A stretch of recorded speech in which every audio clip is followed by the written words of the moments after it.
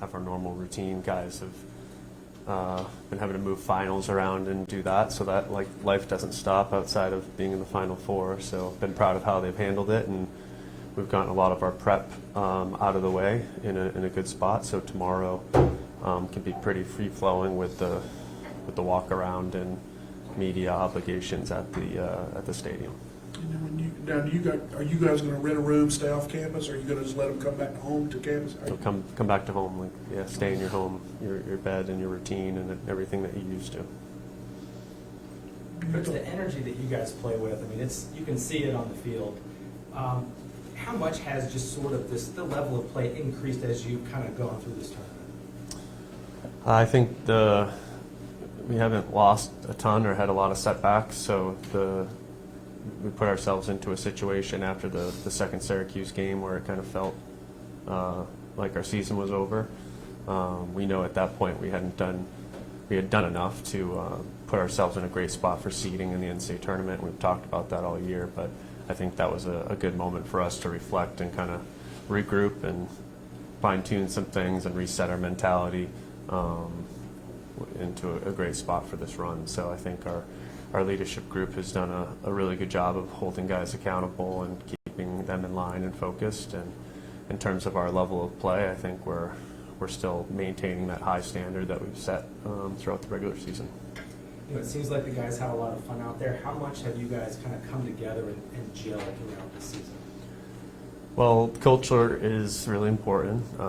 Something we talk about and build every day. It's not just something that happens naturally. So since we arrived in December, our staff has talked about sort of finding our voice and what our identity and culture is going to be going forward. And part of that identity is to play a style that is fun. So scoring goals is fun, and winning games is fun. So every day is sort of designed and built around creating those attacking chances and becoming a better soccer player. At the same time, really focusing on becoming a better human and holding each other accountable with those standards when guys fall out of line and making sure that we can correct those. And that goes back to the culture piece. But identity-wise, we've talked as much as like we've critiqued our goal-scoring celebrations and like what we should do with that and how we interact with the crowd and the Red Terrors and how important they are to our overall culture and the interactiveness with our local community. Like we shifted all of our games to 6 p.m. so that families could come and stay for the full game, not have to leave at halftime, get back at good times to go to bed and get up the next day. So I think we've tailored a lot towards building our brand and our culture just outside of the locker room too, and it feeds into these special moments in Cary coming up. How much do you think that will help playing a game right down the road with the other? I mean, it's huge. It's sold out already. So, on the drive over here, having people text me that, oh, shoot, I think I messed up here. Tickets are $300. Like, can you get me one? So I think that just, Wolfpack Nation, again, will show up and support and hopefully paint the stadium red, and we'll be ready for it.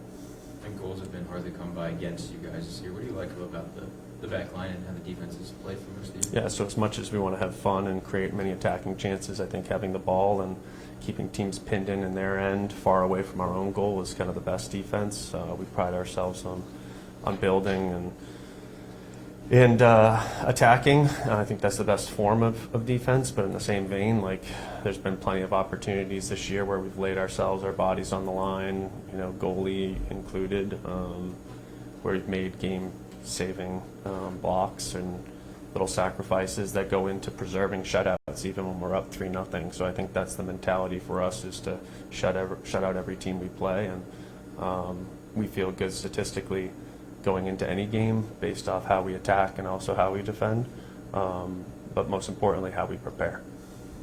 What are some things you guys are preparing for as you look ahead to the opponent in St. Louis? At this point, any team is going to be very good, very organized, and have its own identity. I think St. Louis is well coached. They're organized. They have a lot of belief. They've been in a lot of tight game situations in the past month. They haven't lost in a very long time. So I think it's a group that's very hardworking, opportunistic in countering situations, very good in crosses and second phase attacks in the box. And will definitely pose some challenges for our back line. How do you think about this stretch? You have two opponents pretty close together, but that is how postseason soccer works. How does preparing look for you guys? Yeah, we've talked about this since August. We've had a couple of 2 games in 4-day stretches, talking about what this turnaround can be. You don't want to focus too much on that in the point where you're looking ahead of the first game. But we talked about yesterday how you felt. Could you have played a game yesterday? That's the turnaround from Georgetown. So mentality-wise, I think we try and over-talk about things and kind of get it out and make sure that we are in a good place to expect anything come game time. And I think the focus on Friday is obviously to perform to our potential, which I think we can do, but in a very large, raucous environment, a big home crowd, but a great opportunity to continue to build our brand and what we're doing. The last time NC State was in this position on the cusp of going to the Final Four, 1990, there was a single game in there where things went sour and it was not good. Coach Tarantini turned everything over to his leadership team like you referred to. Have you had a moment like that where you said, you guys go figure it out? I think we're all a part of it, so it's not like it's a dictatorship and what I say goes. I think it's important to give the players a voice and make sure that they have a say in what we're doing. And at the end, like I'm the head coach, I got to make tough decisions and tough moments, but those are few and far in between. I think for the most part, our culture and our players are on the same page, and you try and learn, not throw away those moments where things go awry in the season or even last season. You try and pull from those times to be able to learn and be better prepared for when you're presented tough situations going forward. And the Final Four is no different. Like anyone can win at any time, and we're all human. Mistakes can happen too, and what's more important is our reaction to those moments as a group and how we continue to take the next step forward. So that hasn't really changed, and I think when we took over in December, it was of 23. It was clear that the guys didn't know what their own voice was or didn't feel comfortable in the setting expressing that, and I think we've flipped that, and there's belief in our coaching staff and our extended staff of what we do, but in the same vein, they feel like they have the freedom and flexibility to make decisions and perform on their own. There's very few sub-communities of NC State that is more vocal and more supportive than the men's soccer community, women's soccer community, when those days when they were at the height of the sport. How much reaction have you gotten from those people from NC State's past? Yeah, they're naturally, the biggest message is just like thank you. They're being connected with people they haven't spoken to in decades. So that's really what it's about, is bringing those people back into the fray and back into the fold, and making them feel a part of it. And I think early on we thought that instead of having big groups come in, making sure we bring in local alums to talk to the group about their experiences and kind of show them what we're about and what we're doing on a daily basis was really important. And so that's something that we continue to do this day, like open our alumni up to come in and into our culture and see what we're about. And I think over the course of time, seeing the product on the field and the consistency of who we are as people has made them very happy. Of course, these moments, like you bring up, I just had an alum text me 30 minutes ago saying the St. Louis ended their season back in '91, and Brian McBride scored 2 goals on a rainy turf field, and they've been waiting since that day to get redemption, type of thing. So it means a lot to our alums. Our alums are very prominent in the soccer world throughout this country, but also internationally. And any bit of our success, we owe it to them, because they're the ones that sort of left the legacy in the jersey in a better place. When you look at the way Logan defends and goal, what sets him apart from other goalies in the country? Well, he's fearless. I think in that position, you can't be second-guessing yourself. You got to be confident. And when you look at last year versus this year, I think his belief in himself and his assurance of everything that he's doing is right is extending to his play out on the field, whether it's to coming out of the box to clear things when there's space with his feet, to controlling the box in the air with his hands, to staying on his line and having to make reaction saves that keep us in the game. His overall game has improved, and I think that's just a good example of what we're doing in our program. Is you can come here and each season you're going to be challenged. You're going to be in a situation to be pushed by your teammates, and it's not going to be easy. But you're going to come out of it a better player in person. And I'm very proud of what Logan's accomplished this year versus when he entered our program. You hear a lot about the transfer portal in basketball and football, but how much has that upended the sport of men's college soccer and what you're able to build and how quickly you're able to build something? The portal is a very important tool for me when I took over the program, like as evidenced right away by bringing in 3 players in 2 weeks when I first got the job. That was vital to sort of shifting things, because of the 26 players that I adopted when coming in, only 6 of those remain at this time. So there hasn't been a lot of shrapnel in the turnover. I think we've done things the right way, and people understand because we've given plenty of chances and have communicated and over-communicated in these scenarios where I think obviously you hear all the negative things with the portal with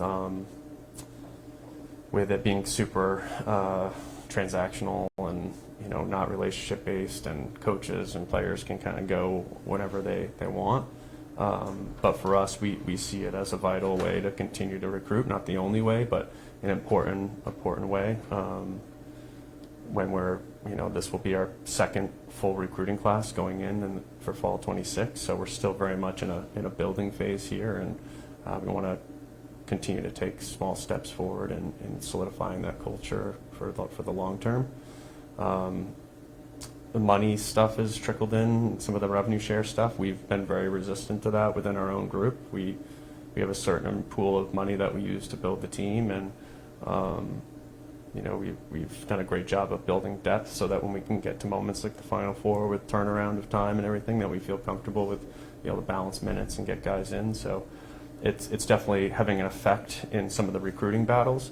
When kids say it's not about the money, that's kind of a red flag for us right now. So we believe in the culture that we're building and the people that we are and what we have to offer, and we just continue to stick with that and not get emotional in the recruiting battles. Boo said he gave each of the coaches kind of a number they could use that money how they wanted it. Have you used it to build your scholarships and use that as a way to recruit and build that depth, or? Yes. So I think from where I was coming from at the University of New Hampshire previously with the amount of scholarship dollars that we had, we did a tremendous job there with less, and we're able to sustain success over multiple years. So coming here with the external support and everything that NC State provides, its men's soccer program, along with that pool of scholarship, there's plenty there to be successful and continue to do what we're doing year in and year out. You mentioned talent. The talent you guys have had has allowed y'all to jump opponents early in this tournament. You're getting leads within 5, 6, 7 minutes. And then your depth is allowing you to make substitutions and rest those players, and there's no slippage. Could you just speak to how you've put this team, how it's constructed, and how everyone seems to have their bit that they need to do? Yeah, it's like a next man up mentality. We've faced that all year long. I think we talk about it a lot, and this season's no different. Certain situations we're faced, guys go down, the next guy has to be ready to go up. If he's not, then you're not in a situation to continue that success or play the way that you want to. And I think that's the biggest difference this year from last year is our depth goes in and we're not having to change the way we're playing. We're just continuing to wear teams down. And over the course of 90 minutes at the end of halves and things, it just gives us a better chance of either managing the game late or having to continue to push and get the goals when necessary. So our depth is just in a great place. And that being said, we have a great group of young freshmen that are working hard and biding their time too. So all of these lessons we try and spill out through our through our sessions each day. We'll go one more question for Coach. It's been a while since he's been part of the national soccer community, but did you know or have any conversations before with Coach Tarantini? Do you know much about his legacy I here didn't. at NC State? I didn't know. I came down here to play when I was at Colgate in my college days, my freshman year. I think I was injured at the time. It was like an NC State Duke thing, but there were like thunderstorms and that type of thing, and the game was at Method Road. That's kind of all I remember. But in terms of like the relationships with the alumni, I've also had a great relationship now with Paige Marsh and Kurt Sokolowski and guys that are very close to George and that legacy. So there's a new story every time there's a conversation, and there's a lot of love for the foundation and the legacy that he built, and that's something we talk about and we'll think about this weekend. Thanks. All right, thank you.